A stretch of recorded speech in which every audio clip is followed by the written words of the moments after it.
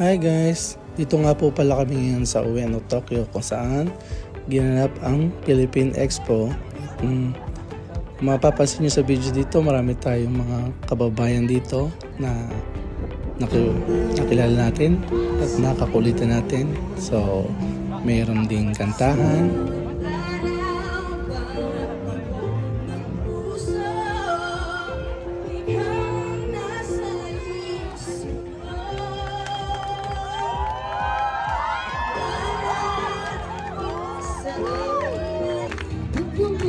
At meron din konting sayawan.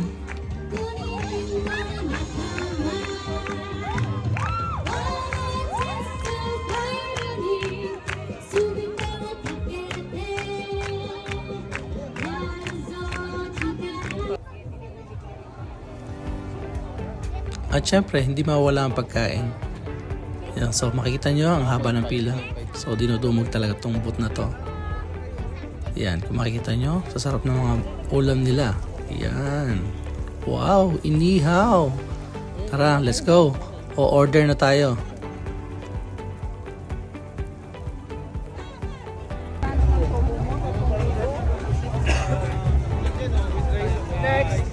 Next, dodo. Saka itong pork.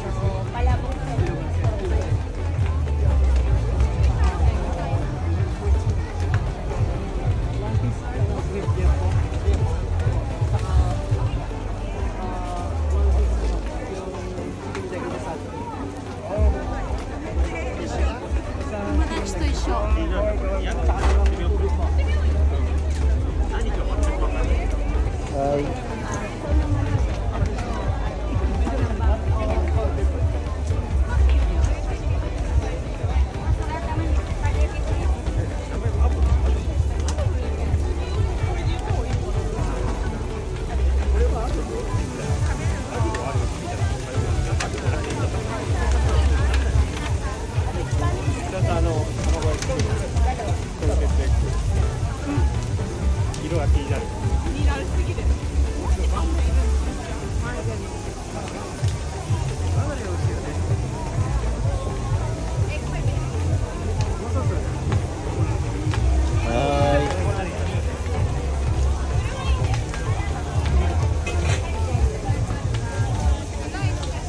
Pwede na yan.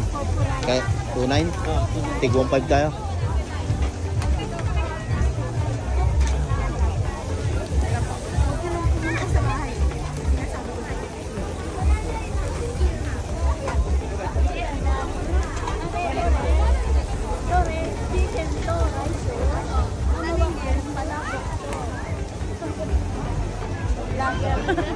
Vlogger. Video ako kayo. Ito, vlogger to.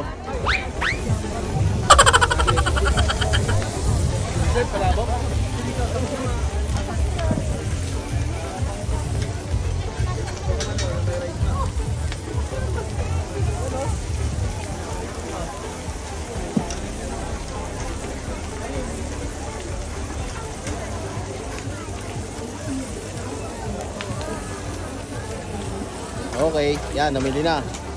Okay, kakain na kami. Babay na muna. Kakain. Yan na. Sige nga, pakita mo ka na pare. Kung ano naman na. Biwaset. Jerry! Biwaset. Biwaset. Nakauwi na sa Pinas. Kain tayo. Mga guys.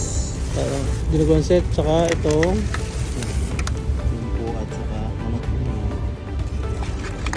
Wala kaming homeless kami. tayo mapestuhan. Parang ganggaw nito ah. Ito, kaldereta. Parang gang ah. Yun. Parang ano lang ah. Oh. Kunti lang ah. Buti at naka-order tayo ng side menu. Buti mayroon tayong gano'n. Saka drinks. Hey guys, Yun. baka magtaw ba? Okay. Kain. Tagal tayong pinila tapos nagtaw pa. Yeah. Kaya nga. Yeah. At pagkatapos nga namin kumain, tumambay muna kami dito sa likod. At grabe, maganda pala tong lugar dito. Ayan, makikita nyo. Meron silang water fountain dyan at mga halaman. At nagre-ready na rin kami para sa meet and greet sa mga vlogger dito sa Japan. Kagaya ni JPN Japan. At bago namin kakilala si Miss Jenna Takisawa. Si Pambansang Kajutai. Si Mr. Jollibee, ang comedian na hapon. At si RK9. At si Potato Chicks in Japan, nasa loob ng booth. At si Senpai Bon. Yan, si Senpai Bon. Yan. Mimigay ng mga drinks. Thank you. Libre ni Idol. Libre. Kasama tayo sa vlog.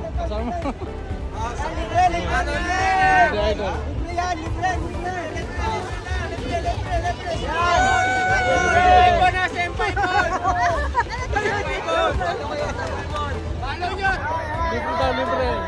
Basta libre, sino yung nakapunta?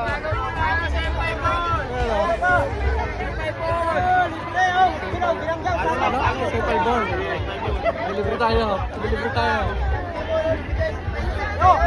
Last bro, sino ka gusto? Ayan, nakakita niyo si Kajutai dito. Sino pa gusto dyan? Yan. Yung nilunod natin. Bait niya. Papalo ko yan. At syempre, ang kupari ko na si Henry tayo. Kampay. So that's all for today. And ako nga po pala si Well Marasigan, ang vlogger wannabe. At nag-iiwan sa inyo ng katagang, huwag po tayong susuko sa mga pangarap natin sa buhay. Bye!